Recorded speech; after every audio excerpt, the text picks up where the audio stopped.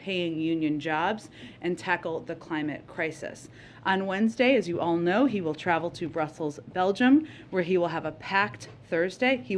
He's traveling that day. There's not a schedule that day, but eat your Wheaties, eat your spinach. It's going to be a long Thursday because on Thursday, to start the day, the president will attend an extraordinary NATO summit to discuss ongoing deterrence and defense efforts in response to Russia's unprovoked and unjustified attack on Ukraine. He will also reaffirm our ironclad commitment to our NATO allies and to defend every inch of our NATO territory. Then he will join a scheduled European Council summit to discuss our shared concerns about Ukraine, including transatlantic efforts to impose economic sanctions on Russia, provide humanitarian support to those affected by the violence, and address other challenges related to the conflict. Later in the day, he will attend the G7 meeting called by Germany to further discuss with our allies and partners the consequences we are imposing on Russia for its war of choice. We'll have more announcements, I'm certain, on the trip in the days ahead. I don't have additional details. We've also, of course, invited our National Security Advisor, who always enjoys engaging with all of you, to join us to preview the trip early next week. So we're just figuring out the date and the time depending on when the charter leaves. With that, Zeke, why don't you kick us off? No updates on the Friday schedule? Don't have any updates at this point in time. Onto the president's call this morning with President Xi. Does the White House now have a sense of whether or not China has decided whether to assist Russia backfill its supplies and fulfill its request for material as part of its invasion of Ukraine? Well, I'm not going to give an assessment of that from here. What I can tell you is that the majority of this call, as I think you saw in the readout, and you heard, I think, on the call we just did, but was focused on Russia's unprovoked invasion of Ukraine. The president spent the vast majority of the nearly 2 hours was spent with the president outlining the views of the United States and our allies and partners on this crisis, including a detailed overview of efforts to prevent and then respond to the invasion, how we got here, steps we've taken, where we've gone, and why.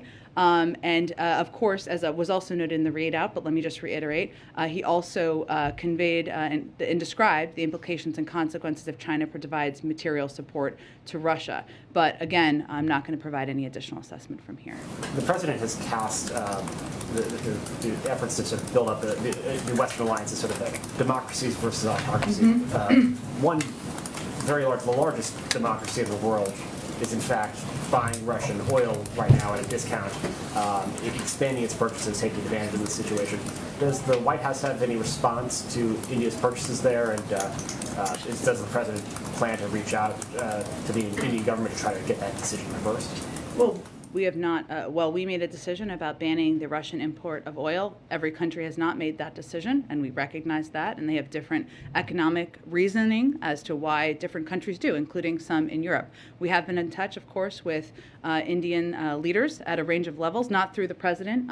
If that happens, we will, of course, provide that readout and information to all of you.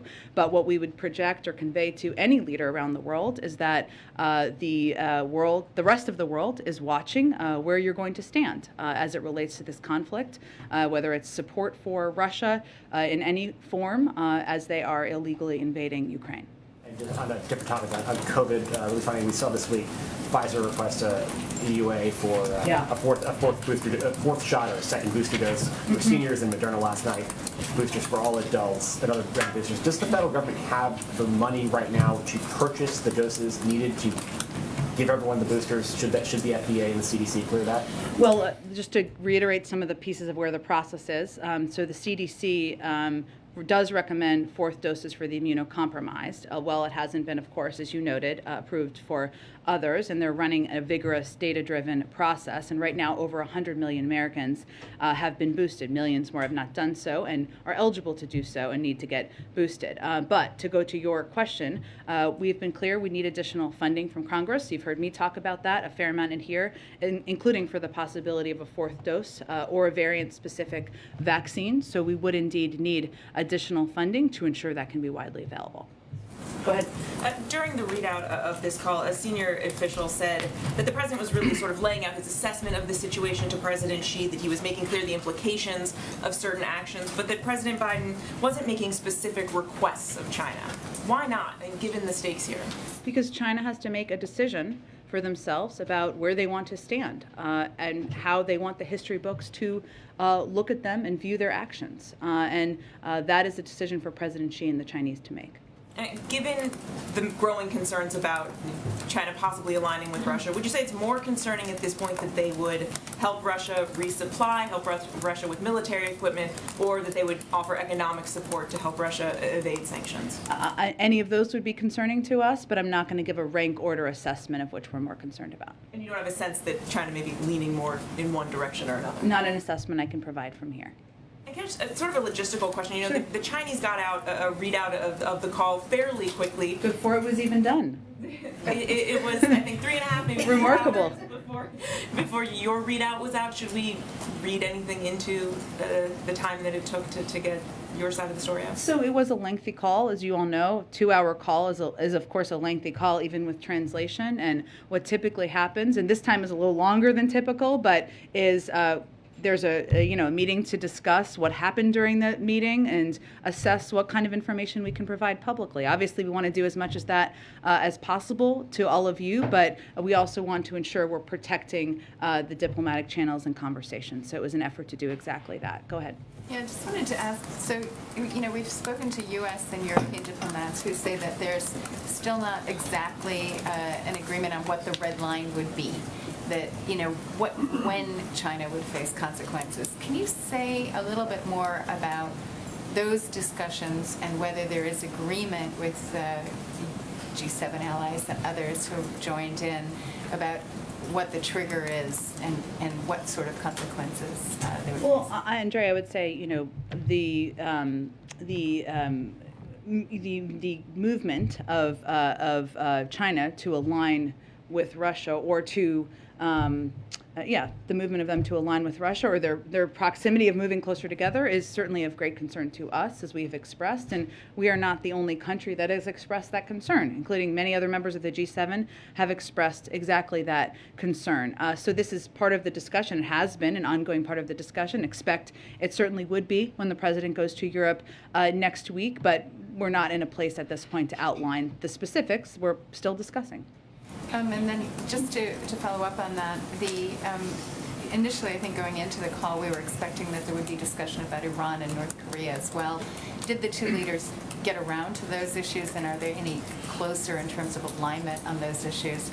And then just to your first point, or your response, one of the issues that has separated the U.S. and China in recent years has been disputes over trade and lots of tariffs. So would you anticipate that China would face a larger trade war if, or additional sanctions and tariffs if it does proceed to align closer, more closely? Well, we have a range of tools that could be considered, and sanctions are certainly one tool in the toolbox, as they are for other countries as well, even if as we have not outlined specific consequences, and we'll communicate those directly to China and, of course, with our European partners and counterparts.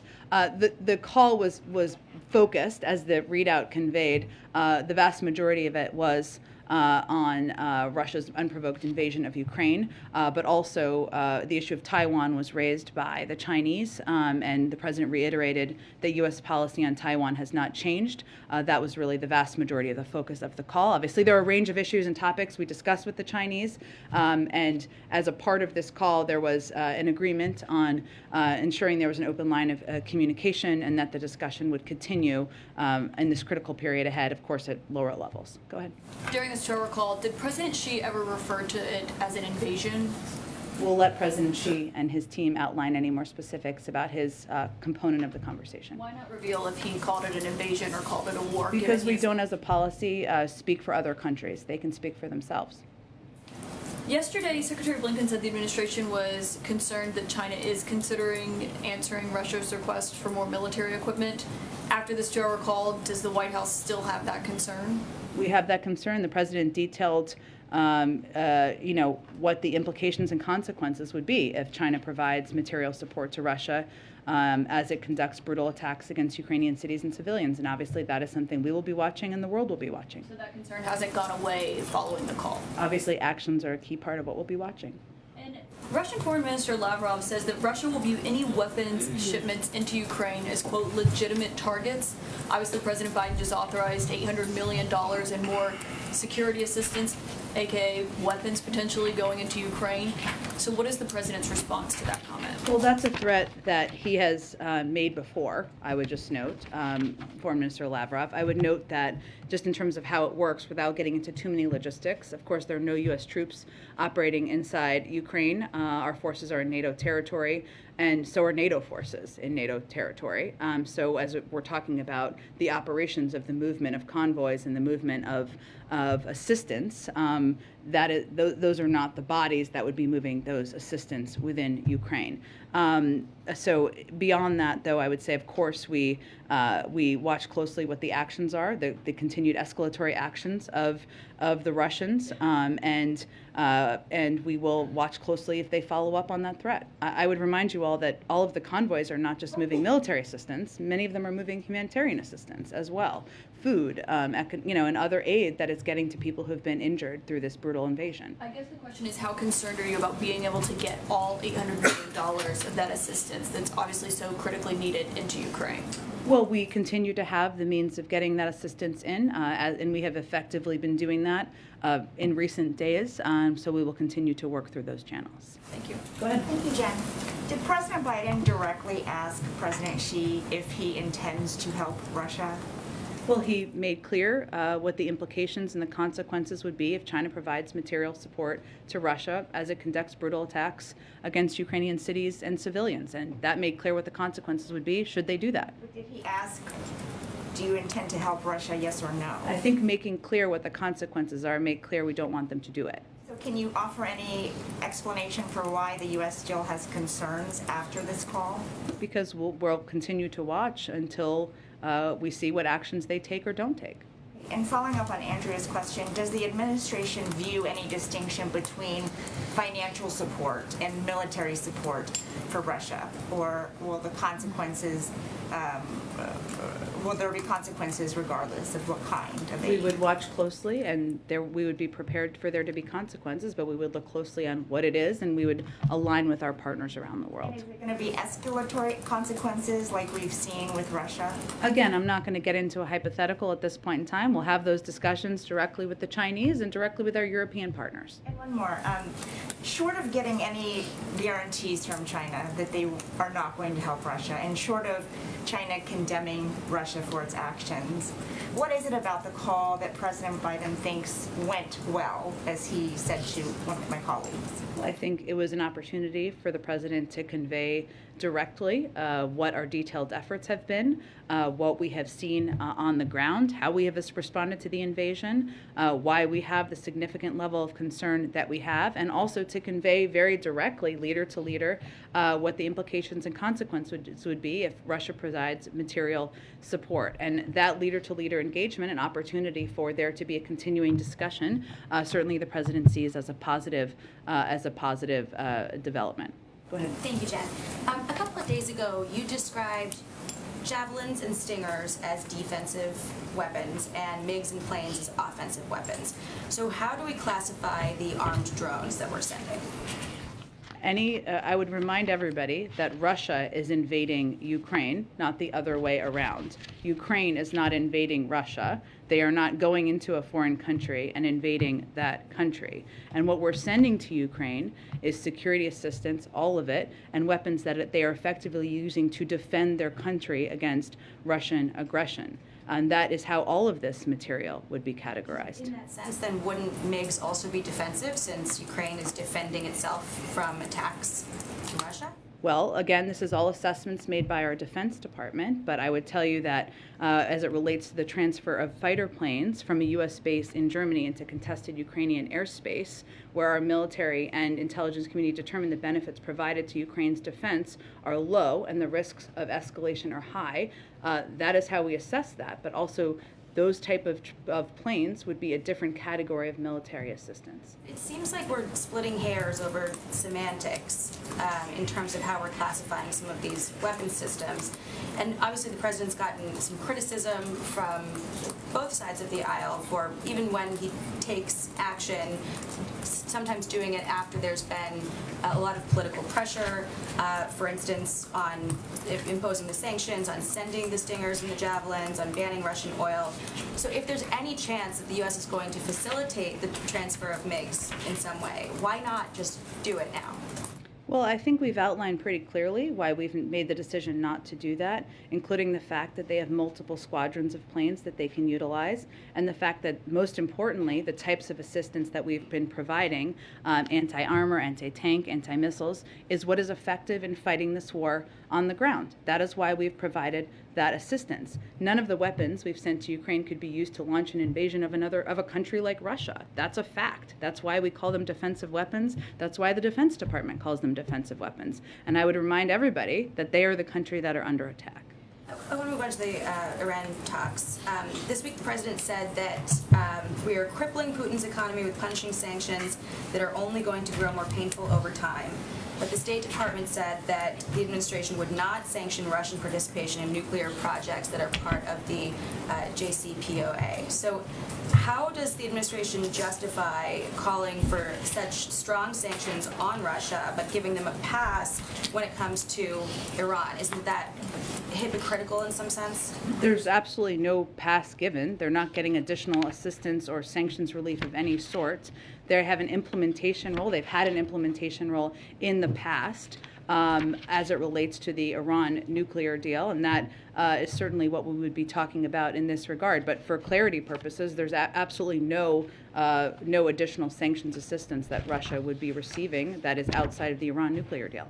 So, but just carving out what's already there and giving it protection, that it will not be sanctioned? Well, to explain to you, or for those of you who have covered back in 2015, you may remember this, that there have been roles in the past that Russia has played in terms of the movement or the protection, the nuclear protections in some capacity of as we're implementing the Iran deal, and that's what we're really referring to. That's part of the discussion in the deal. This is a new deal that we're doing. It's the similar implementation components. It's a implementation and discussion around a similar deal that was discussed back in 2015. And then the Director of National Intelligence annual threat assessment last month said that Iran has threatened to kill former and current U.S. officials in retaliation for the U.S. killing the IRGC's leader, Qasem Soleimani. So do those threats constitute terrorism? Well, I would just remind you all that where we are, one, I'm not going to just confirm or get into specifics about any threats through intelligence channels, but where we are right now,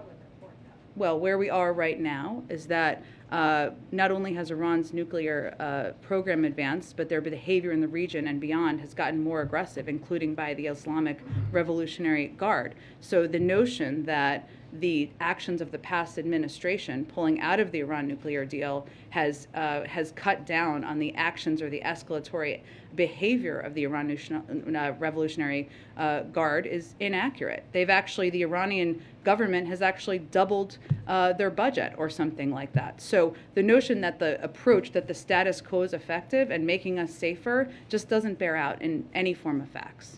So they should not then, the IRGC be delisted from the terrorist blacklist? There's an ongoing negotiation. I'm not going to get into specifics of it, but I would just note that the status quo where we stand has done nothing to make us safer in any regard. In fact, the Islamic Revolutionary Guard has only been strengthened. Go ahead. Jen, I want to follow up with you on the call. You have, from the podium and in the readout, it says the president described the implications and consequences if China provides material support to Russia. So to be clear, did President Biden warn President Xi not to send any support to Russia? I think he made clear what the implications and consequences would be if he did. That is laying out what the consequences would be. President Xi has to decide what he's going to do here. And not just here, but is it fair to characterize that as a warning? I would characterize it exactly as I said it.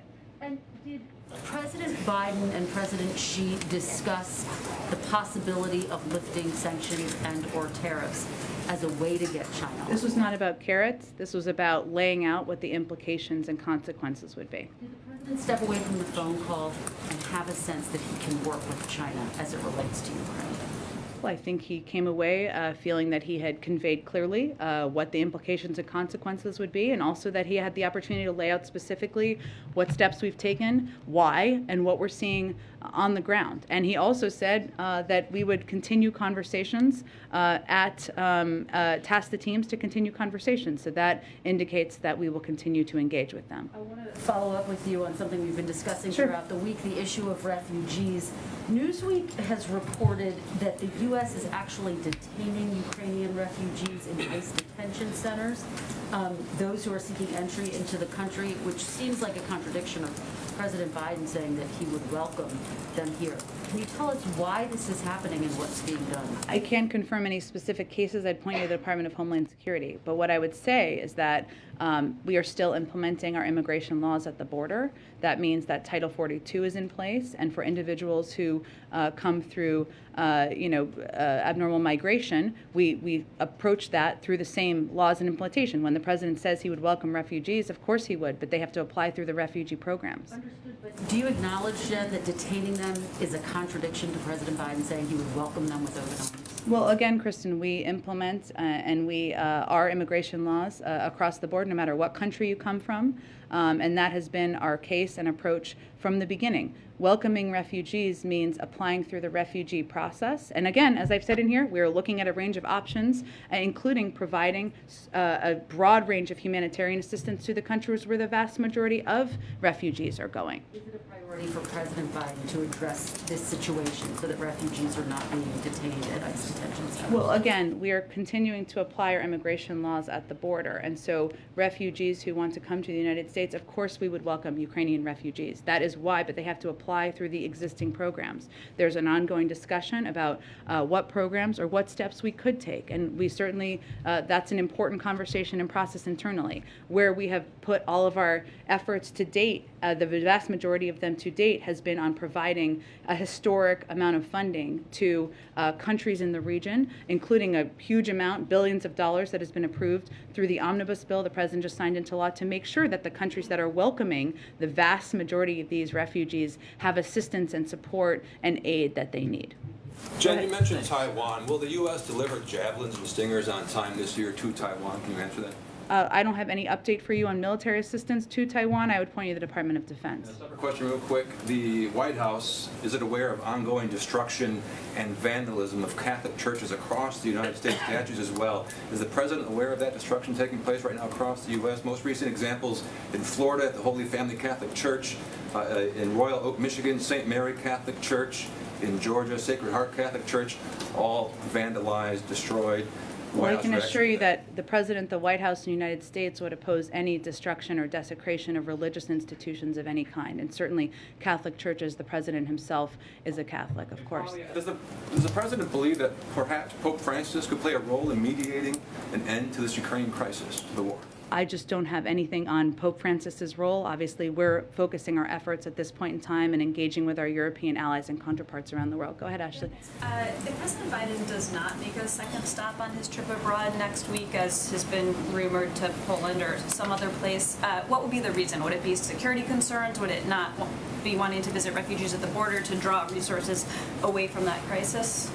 I expect we'll have more on the trip soon, so I don't want to get too ahead of where we may or may not be, but we factor in a range of factors whenever we make any travel plans, including pulling resources away, as you noted, including security concerns, including ensuring that we can implement it effectively. But we pulled this trip together pretty quickly, so we're working as quickly as we can to get any other details finalized. And more on a different topic, following up on what my colleague asked yesterday, President Zelensky mentioned in his address this idea of a U-24 United for Peace. It's a little unclear to me, at least, what exactly that would look like and mean. What is the White House's understanding of what he's asking for? Is that an alternative to NATO? What role would it fill? Can you try to We fill just some don't of have any other assessment or explanation from here. I mean, I'd certainly point you to the Ukrainians to discuss in more detail. We talk with them regularly. any of that I don't to have, NATO? I would let them speak for their own proposals. Go ahead. Jen, when the president spoke to President Xi, did he set out any particular benchmarks by which he would measure their compliance, either financially on the arms issue, any time frames out there? What, in other words, did he come to some kind of understanding or declaration to President Xi about how he would be measuring success? Success in terms of whether or not he provides material support. I don't have anything more to outline on that for you. I would just say that the call was not about making asks. It wasn't about making assessments. It was about having an ongoing discussion and dialogue about the illegal invasion, or the invasion of Russia's unprovoked invasion of Ukraine. And was there any discussion of the agreement that President Xi reached with President Putin just at the opening of the Olympics? I just don't have more details on the call to read out beyond what we've conveyed to date. Go ahead. Yeah, what can you say about the severity of the implications and consequences for Russia, for China, if they do indeed, in the estimation of the U.S., provide material support to Russia? I mean, are these to the level where it should really make China think twice before assisting Russia? Well, it's up to President Xi and the Chinese to make that decision. But the president, again, laid out very clearly and directly in the call what the implications and consequences would be if they provided material support. Why is the White House choosing not to elaborate and disclose more about what the consequences could be here? Because we feel that it would be most constructive to have those conversations directly with the Chinese. Go ahead. Hi. A senior administration official just told us that that President Biden didn't make any specific requests to Xi and that China will make its own decisions. But I think I just said that too. There you go. But we're nearing a pretty critical point in the war where, according to your own assessment, Russia seems poised to potentially deploy bio or chemical weapons. How much time is there for China to really weigh in here with Putin, and why not press for that while on the call? I think that the primary focus of this call was for the president to lay out specifically the consequences and specifically where we've come to date. His assessment was that was the most constructive way to spend the call, and that it's going to be up to President Xi and the Chinese to determine what role they're going to play moving forward. Go ahead. Implications and consequences. Yeah. I'm asking about this again because in the lead up to Russia's invasion, the White House was really extremely transparent, laying out call after call and briefing after briefing a lot of the specifics that we then saw implemented. Why, in this case, is it just saying implications and consequences and not giving the same specifics? Sure, because we feel it's the most constructive way to engage and have a constructive dialogue. Just to clarify, the specifics were given out in detail on this call. It sounds like what you're saying. Correct. I'm not going to give you more details about the level of detail, but it was a detailed engagement. I'm not going to outline that more from here, but he was specific about what he described on the call. Go ahead. I hope I'm not beating a dead horse here. It's okay. Yeah, okay, it's Friday. So you said previously the point of this call would be to see where she stands. Yep. You're obviously reluctant to tell us where she stands based on that call, and you pointed to the Chinese, but their readout, if you've read it, is, doesn't tell you much either. So can you at least say after a 2-hour call, is the White House confident it knows where she stands, and you just don't want to tell us? Or are you not telling us because you don't really understand where he stands? I think what I can tell you is that they tasked the teams with having continued discussions, but I'm not going to provide you any additional assessment from here. Go ahead in the middle. How does President Biden define the current Chinese and U.S. relationship right now? Have you scheduled more communications, meetings, calls? Yeah, they tasked the teams to follow up on today's conversation in this critical period ahead. I don't have anything in terms of when that will take place, but that was part of it. Go ahead. And following the recent Texas primary election, the AP is reporting that roughly 13% of ballots were discarded following, new statewide election laws. Mm-hmm. One, is the White House concerned about these new numbers, and has the White House put in any new plan to try and get some sort of federal voting rights legislation or executive order into implementation? Well, certainly we will continue to stay, we remain committed, the President and the Vice President remain committed to doing everything we can to get voting rights legislation passed and move forward. And these reports are certainly a reminder of how important that is. In terms of the specifics of it, I'd really point you to the Democratic Party Committee on the political side of this, and I will see if our team has any other specific reaction from here. Other question. We know next week the Supreme Court nominee Judge Ketanji Brown Jackson will be going forward with hearings. There's some new accusations from Capitol Hill. Some Republicans still saying that she sought on crime. Senator Josh Hawley, for instance, saying that she sought particularly on sex offenders. What is the White House's response to these new accusations, and are you at all concerned that it might taint public view as we go into hearings next week? I think as we broadly look at it, I mean, after weeks of trying hard to find some way to attack Judge Jackson for saying that she was an affirmative action pick, then saying she was the product of dark money, then saying she should be suspect because she was a public defender, a group of far-right Republican senators, as you noted, have launched a last-ditched eve of hearing desperation attack on her record on sentencing in sexual offense cases. What is important here, I think, are the facts. And the facts are that in the vast majority of cases involving child sex crimes broadly, the sentences Judge Jackson imposed were consistent with or above what the government or U.S. probation recommended. And so this attack that we've seen over the last couple of days relies on factual inaccuracies and taking Judge Jackson's record wildly out of context.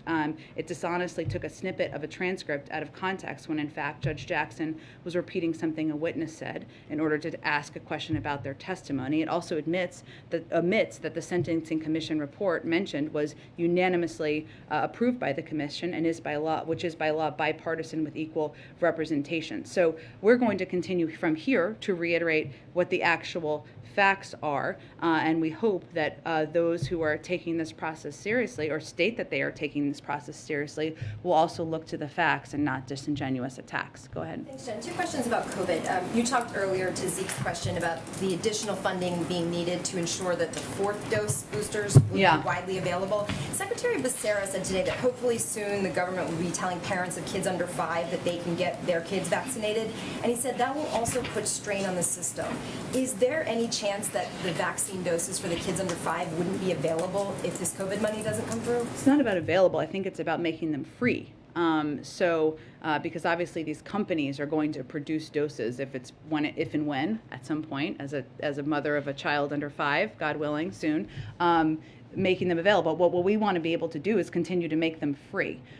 So that is where our focus and our concern is. And obviously beyond that, for people who are uninsured, for people who don't have the resources to cover the cost of a 4th dose or a vaccine for their kid or otherwise, this is pretty important that we move this funding forward so that we can continue to provide these type of programs across the country. If there isn't additional funding, would this be the first age group that would not get free shots potentially? Like, are you counting on that money to make sure that those doses are? I'd have to check with our COVID team on it. Obviously, they look, since it hasn't been approved yet, what we've been able to do is outline for you what programs would have to be ended or halted and the timeline of them, but I can check with them and see if there's any specific planning for this. But obviously, if we don't have funding, it's hard to make vaccines for anyone free. Go ahead.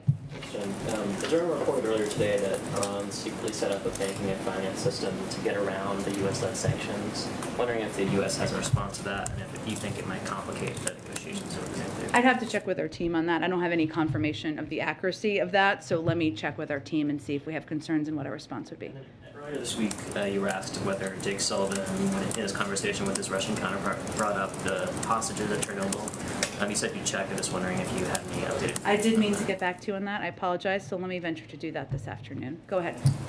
Thanks, Jen. 2 questions. First, on the call, there have been in recent days concern voiced by U.S. officials about China amplifying Russian disinformation about the situation there. Did that come up on the call? What was said?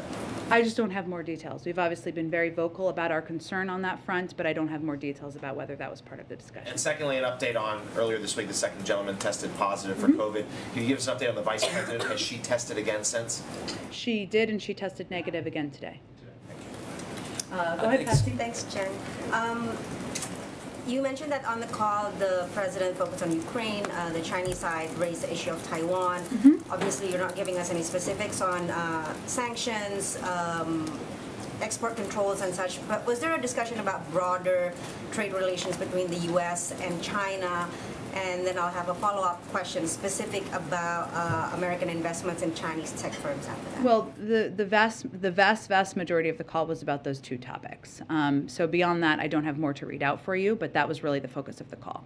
Okay, and so a couple of administration officials have been advocating that the president issues an executive order that would ban American investments in Chinese tech firms. What is the status of that? What is causing the delay? Does it have anything to do with the TikTok Oracle deal? Is there an anticipated timeline? I don't have any update or preview of what that looks like at this point in time. Go ahead. One more thing on the global pandemic response. Yeah. With the House of Representatives slashing the $5 billion that you've asked from the omnibus bill, do you have a plan B in trying to meet the goal of delivering what the rest of the 700 million now out of the 1.2 billion doses that you have pledged?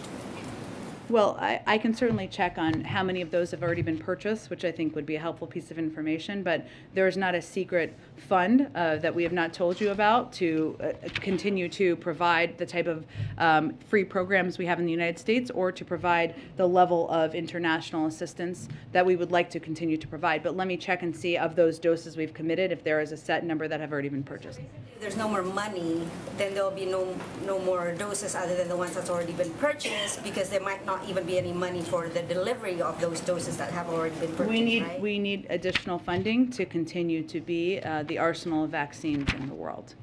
Go ahead. Thanks, Jen. I wanted to go back to the Supreme Court nomination Sure. hearings for next week.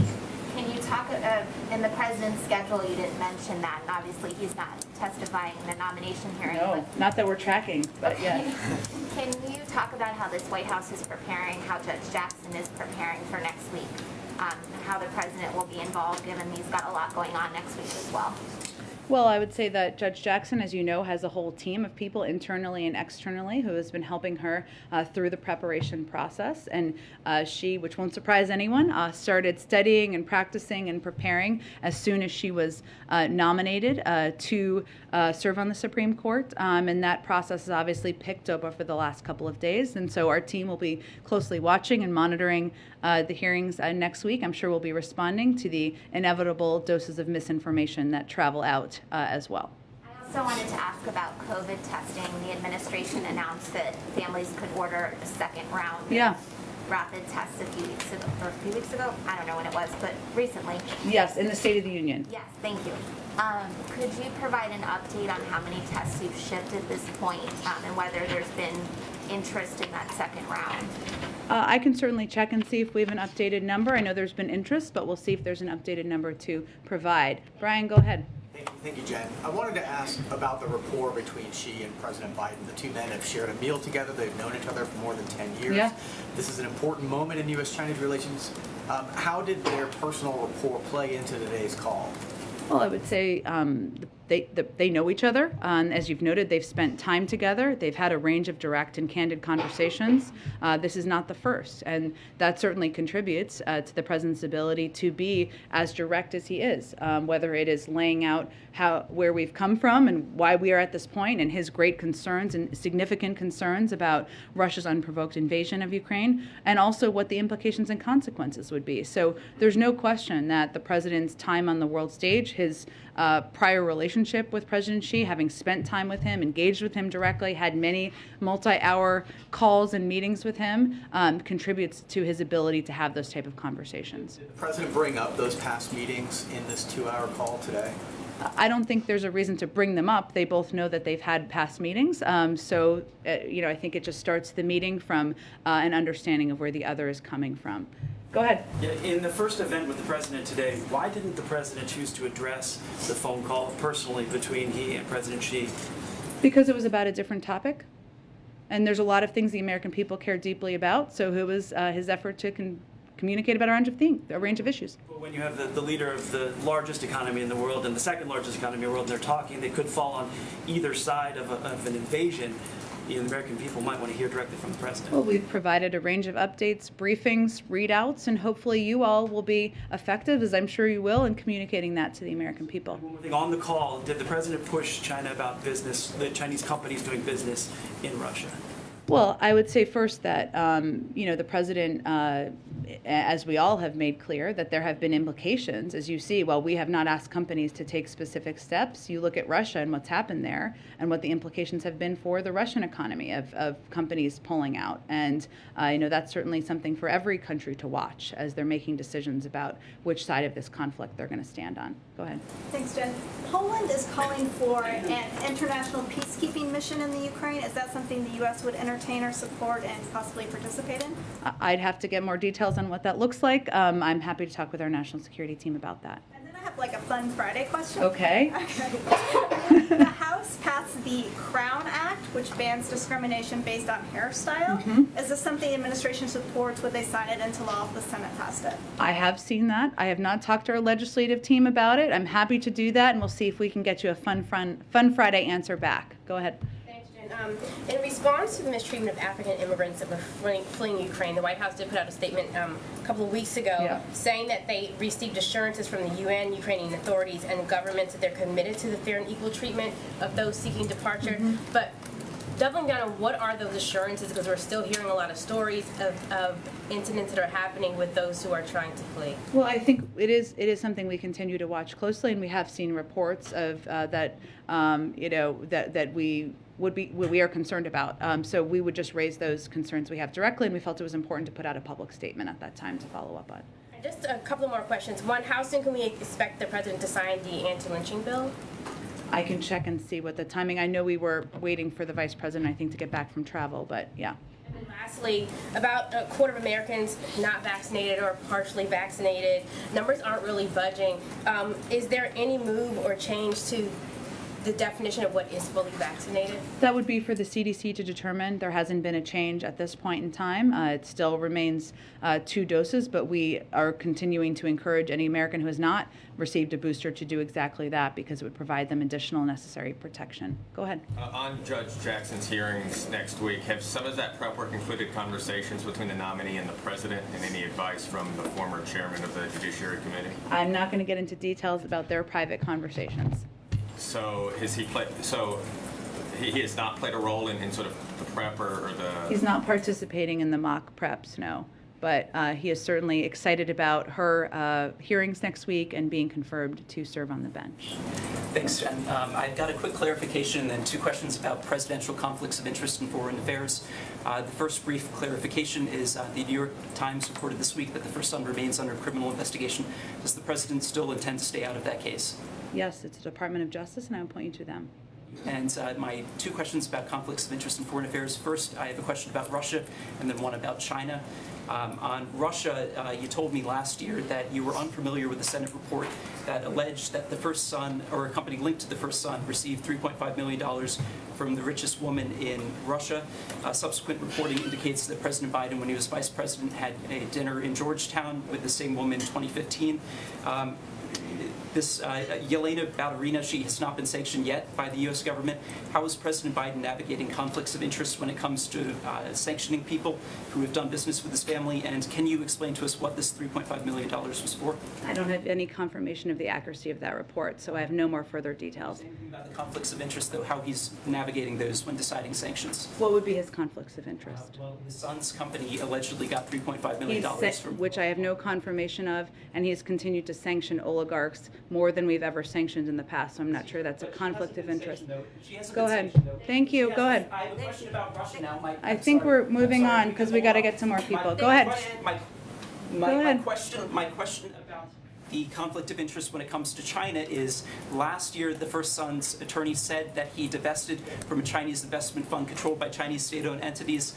We have received not even basic transparency about who bought out his stake, when this happened, and how much money changed hands. Did he actually divest, and if so, can you agree He's to basic transparency? He's a private citizen. He doesn't work for the government. I'd point you to his representatives. Thank you. father's role as I think president. we're done here. Thank you very much. Go ahead. Jen, did President Biden talk to President Xi Jinping about the escalate tensions on Korean Peninsula? How did President Xi respond on this?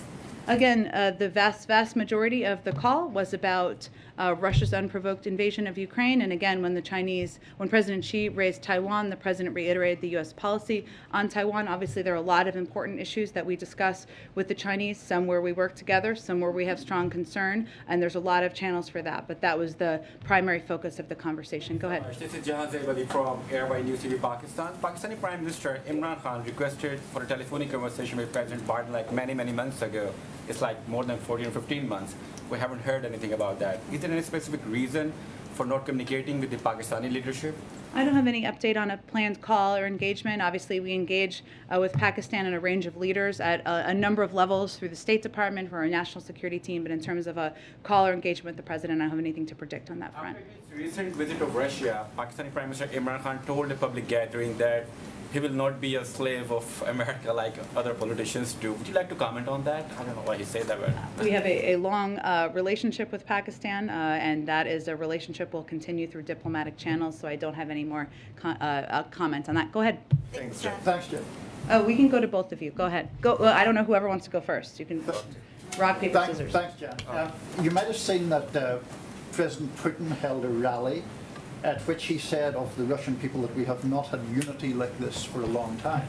Is that your perception? Do you have any comment? Well, we're not going to respond to President Putin's misinformation and propaganda rally, which is how we see it. And secondly, just a bigger picture question. There's been a lot of discussion this week about war crimes and war criminals. You're well aware the United States does not recognize the International Criminal Court. We're not a member, yeah. Yeah, you're not a member. President Biden believes that is the correct stance, and if so, doesn't that undercut the United States' moral authority? Well, I would note that there are a range of international bodies that have ongoing international investigations. We would not be the ones prosecuting, of course. There'd be international bodies prosecuting any case on war crimes. We're going to feed data and information into that, and they support their process. Okay, about the Western Balkans, please. Russia and China are spreading their influence a lot on Western Balkans, especially Bosnia, Herzegovina, and Kosovo. And the president is a friend of Bosnians and Kosovars.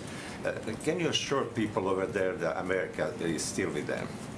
Absolutely. Please send that directly. Go ahead, Nazira. Yeah, thank you very much, Jen. As you know, we celebrate our Nowruz New Year. Afghan people as our expectation. Do you have any message? And also, yesterday, President Biden signed some document, PTS, for new arrival Afghan refugees. Oh, TPS. Yes.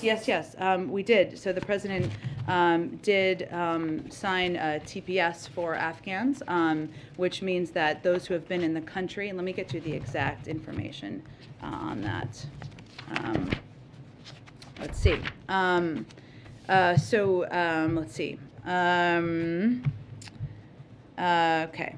So basically, so the TPS will apply only to those individuals who are already residing in the United States as of March 15, 2022, and meet all other requirements, including undergoing security and background checks. And this is a designation decided by the Department of Homeland Security through their process, and they designated Afghanistan for TPS on the statutory basis of ongoing armed conflict and extraordinary and temporary conditions. U.S. Citizenship and Immigration Services estimates that approximately 74,500 individuals in the United States would become eligible for TPS through the designation for Afghanistan, and that includes 72,500 who have been paroled into the United States through Operation Allies Welcome, and approximately 2,000 Afghan nationals who did not participate in the Operation Allies Welcome and were otherwise in the United States already. So this is a new designation just announced this week. New Year, Nowruz, any message for Afghan people, especially Afghan women? Well, I would say we would send a message of Happy New Year's to the Afghan people, and certainly a special shout out to Afghan women. And we have huge admiration for their courage, their bravery, and we will continue to stand with them during these challenging times. Thank you, everyone. Happy Friday.